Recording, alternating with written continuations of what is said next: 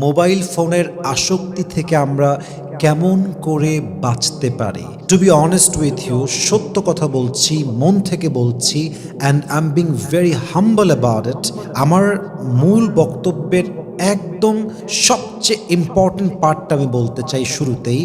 আজকালকার যুবকদের এবং মেয়েদের ৮০% মেয়ে ৮০% যুবক তাদের ক্যারিয়ার, ফিউচার, চরিত্র নষ্ট করার পেছনে সবচেয়ে বেশি স্মার্টফোন দায়ী, ঠিক কিনা বলেন?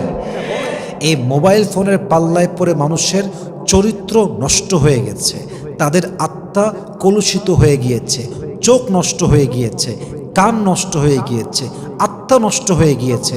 নামাজে মন নাই, কাজে মন নাই, জিকিরে মন নাই, তাহাজ্জুদে মন নাই, রাতের মধ্যে ঘুম নাই, ক্লাসে মন নাই। বরং বলতে গেলে ৮০%-এরও বেশি নারী এবং পুরুষ নষ্ট হয়ে গিয়েছে জাস্ট অ্যান্ড্রয়েড বা স্মার্টফোনের জন্য, ঠিক কিনা বলেন? আমরা জানবো আজকে যে আজ থেকে আমরা মোবাইল ফোনকে কন্ট্রোল করব, মোবাইল ফোন আমাদেরকে কন্ট্রোল করতে পারবে না। কথা ঠিক আছে কিনা বলেন?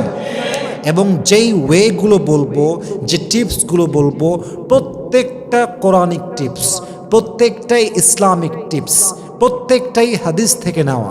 অতএব প্রত্যেকটা পয়েন্ট শুনবেন, ভালো করে বুঝবেন এবং মানবেন। আপনাকে এই নেশার থেকে মুক্তি দান করবে একজন, বলেন সবাই, তিনি কে? নাম্বার 1, যদি আপনি মোবাইল ফোনের নেশার থেকে বাঁচতে চান, সেট ইয়োর গোল। নিজের ভবিষ্যতে আপনি কি করতে চান, আপনার ফিউচার গোল কি, আপনার ডেস্টিনেশন কি, আপনার ফিউচার প্ল্যান কি, আপনি কোন বিষয়ে ক্যারিয়ারে প্রতিষ্ঠিত হতে চান, first of all you have to set your goal. তারাই মোবাইল ফোনের সময় নষ্ট করে যাদের কোনো কাজ নাই, তারাই সারাদিন রিলস আর টিকটক স্ক্রল করে যাদের ভবিষ্যতে কোনো প্ল্যান নাই। আমি মনে করি যার ভবিষ্যতের প্ল্যান খুবই স্ট্রং, সে কি হতে চায়, কি করতে চায় এবং তার ড্রিমের জন্য সে ডেডিকেটেড, সে পাগল, সে অস্থির, সে ক্রেজি, এমন মানুষ, এমন যুবক, এমন নারী কখনো মোবাইল ফোনে রিলস দেখে, টিকটক দেখে, চ্যাটিং করে তার টাইমটাকে নষ্টই করতে পারে না, ঠিক কিনা বলেন? Set your goal first. What you wanna be in your future, set your goal.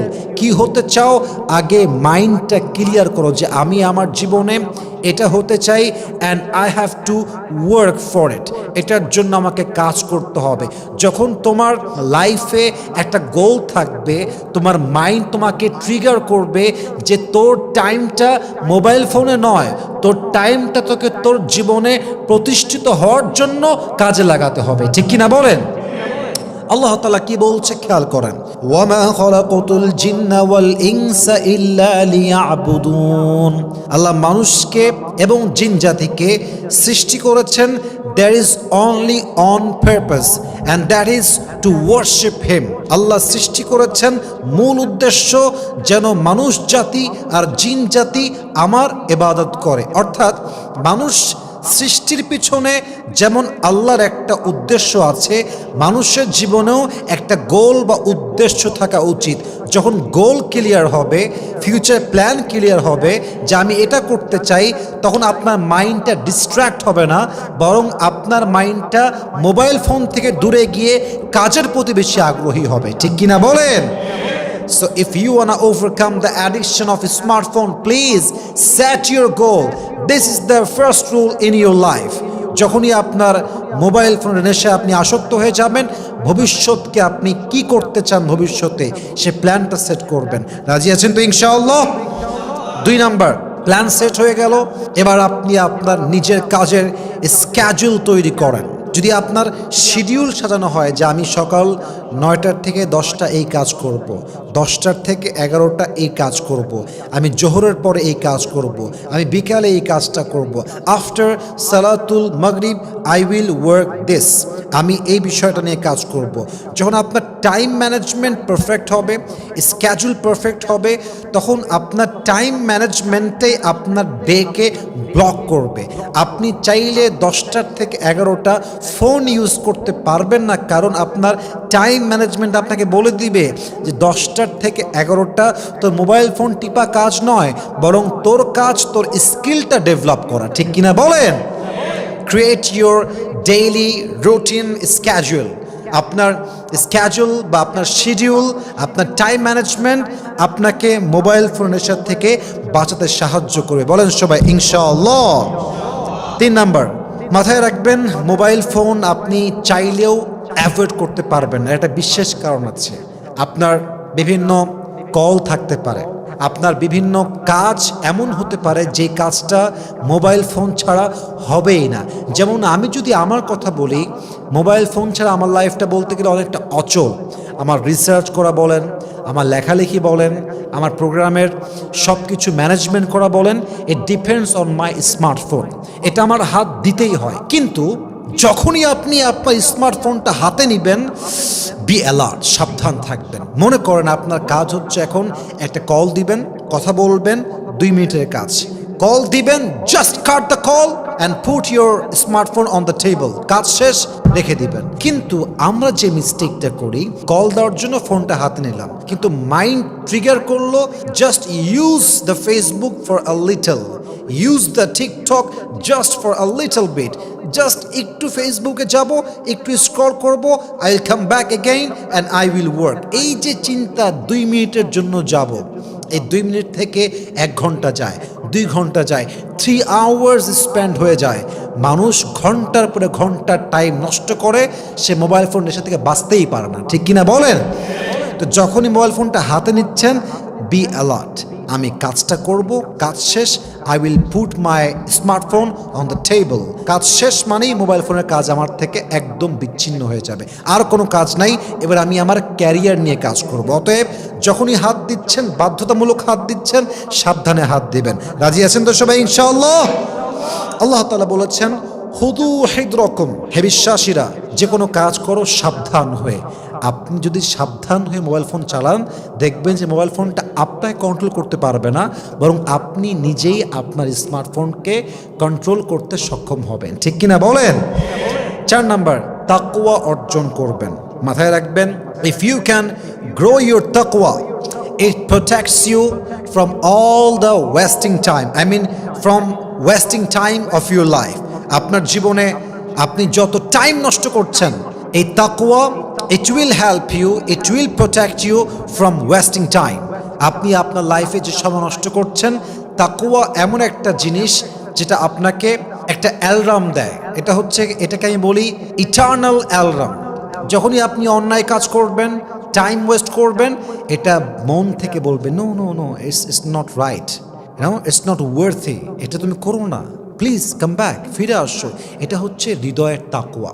আপনি যখন তাকওয়া নিয়ে কাজ করবেন, প্রত্যেকটা কাজে আপনাকে বরকত দিবে একজন। বলেন সবাই, তিনি কে? আর তাকওয়া যার ভেতরে আছে, সে সারাদিন রিলস দেখে টাইম নষ্ট করতে পারে না। তাকওয়া যার ভেতরে আছে, সে টিকটক চালায় চালায় টাইম ওয়েস্ট করতে পারে না। তাকওয়া যার ভেতরে আছে, সে গান শুনে টাইম ওয়েস্ট করতে পারে না, বরং তাকওয়া যার জীবনে আছে, সে সমস্ত অন্যায়, অপকর্ম, অবৈধ কাজ বাদ দিয়ে যেই কাজটা তার জীবনে সার্থক হবে, আল্লাহর কাছে নিয়ে যাবে, ভবিষ্যতে ভালো কিছু হবে, মুত্তাকি বান্দা সেই কাজটা ছাড়া বাড়তি অযথা অনর্থক কাজ সে করতেই পারে না। ঠিক কিনা বলেন? সো এই গুণটা আপনার লাগবে। তাকওয়া যার আছে, সে মোবাইল ফোনে টাইম ওয়েস্ট করতেই পারে না। আল্লাহ তাআলা বলছেন, ওয়ামান ইয়াত্তাকিল্লাহা ইয়াজআল লাহু মাখরাজা, whoever fear of his Lord, Allah will make a way out for him or them. যেই বান্দা আল্লাহকে ভয় করে, যে কোনো বিষয়ে তার হেল্প দরকার, আল্লাহ নিজেই তার জন্য সমস্ত দরজা খুলে দেয়। সুবহানাল্লাহ পড়েন সবাই। অতএব তাকওয়া অর্জন করতেই হবে। 5 নাম্বার, নিজের নফসকে চিনবেন। এই নফস আপনার সবচেয়ে বড় শত্রু। এই নফস এমন একটা জিনিস যেটা বড় বড় পীরকে, বড় বড় ওলিকে শেষ করে দিয়েছে। এবং নফস এমন একটা জিনিস, এই প্রবৃত্তি মানুষকে তার স্বপ্নের থেকে দূরে সরিয়ে দেয়। প্রবৃত্তি মানুষের ঈমানকে নষ্ট করে দেয়। যখন আপনি বুঝতে পারবেন যে নফস আপনার কন্ট্রোলে নেই, আপনাকে বুঝতে হবে এটা যতক্ষণ পর্যন্ত আপনি কন্ট্রোলে আনতে না পারবেন স্মার্টফোন আপনার কন্ট্রোলে আসবে না। নফস কন্ট্রোল করা মানে কি? এখন আমার কাজ আছে মোবাইল ফোনে, আমি জাস্ট কাজটা করব। মন বলছে একটু ফেসবুক ইউজ করি, আমি করব না, এটা আমার নফসের কথা। বাট বাস্তবতা হচ্ছে ইউজ করতে গেলেই টাইম আমার ওয়েস্ট হবে। আমার মন চাচ্ছে জাস্ট ইউটিউবে যাব, অমুক বক্তার একটু ওয়াচ শুনবো বা ভালো কাজই করব। এটা আপনার নফস বলছে, বাট ধোকা দিচ্ছে সে। আপনি যাবেন ভালো উদ্দেশ্যে, একটু পরে আপনার মাইন্ডটা আবার ডিস্ট্র্যাক্ট হতে পারে। অতএব মাথায় রাখতে হবে, নফস যার কন্ট্রোলে থাকে সে কখনো স্মার্টফোনের নেশায় আসক্ত হতেই পারে না। ঠিক কিনা বলেন? সর্বশেষ আমল বলে আমি শেষ করতে চাই, অবসর থাকবেন না। অবসর থাকবেন না, অবসর সময়কে কাজে লাগান। ফাইদা ফারাগতা ফানসাব ওয়া ইলা রাব্বিকা ফারগাব। সূরাতু আলাম নাশরাহ আল্লাহ তাআলা এখানে 3টা ভাগ করেছেন। প্রথম কয়েক আয়াতে আল্লাহ তাআলা নবীকে দিয়েছেন নিয়ামতের বর্ণনা, দ্বিতীয় সাবজেক্টে নবীকে দিয়েছেন সান্ত্বনা, থার্ড সাবজেক্টে দিয়েছেন ইনস্ট্রাকশন তথা দিক নির্দেশনা। তো এই দিক নির্দেশনার মাঝে আল্লাহ তাআলা প্রথমটাই বলছেন ফাইদা ফারাগতা ফানসাব, অবসর যখন থাকবেন অবসর সময়কে কাজে লাগাবেন। আপনি যখন অবসর, ডিউটি নেই, কাজ নেই, আপনি বসে বসে ঘন্টার পরে ঘন্টা রিলস দেখছেন, ঘন্টার পরে ঘন্টা মুভি দেখছেন। অথচ যদি আপনি অবসর সময়কে একটা টাইম ম্যানেজমেন্টে নিয়ে আসতেন যে এই অবসর সময়ে আমি এই স্কিলটা অর্জন করব, আমি ইংরেজি ভাষা পারি না, ইংরেজি ভাষা শিখব, আমি এআই ইউজ করতে পারি না, এআই ইউজটা শিখবো in a better way, in a হালাল ওয়ে, আমি অমুক কাজটা পারি না, আমাকে শিখতে হবে।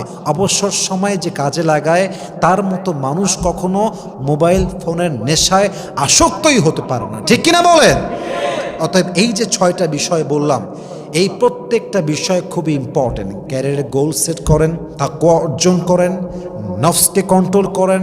পাশাপাশি প্রত্যেকটা মুহূর্তে মাথায় রাখবেন, মোবাইল ফোন যখনই হাত দিবেন, মোবাইল ফোন হাত দেওয়ার যেই কাজটা করবেন মোবাইল ফোন থেকে দূরে যাবেন। প্রত্যেকটা কাজ যদি আপনি অ্যাপ্লাই করতে পারেন, এই আমল অ্যাপ্লাই করতে পারেন, আপনাকে নেশার থেকে মুক্তি দান করতে পারে একজন। বলেন সবাই, তিনি কে? আল্লাহ আমাদের সবাইকে মোবাইল ফোনের নেশার থেকে বেঁচে চলার তৌফিক দান করুক। আমরা সকলেই জবান খুলে পড়ছি আমিন।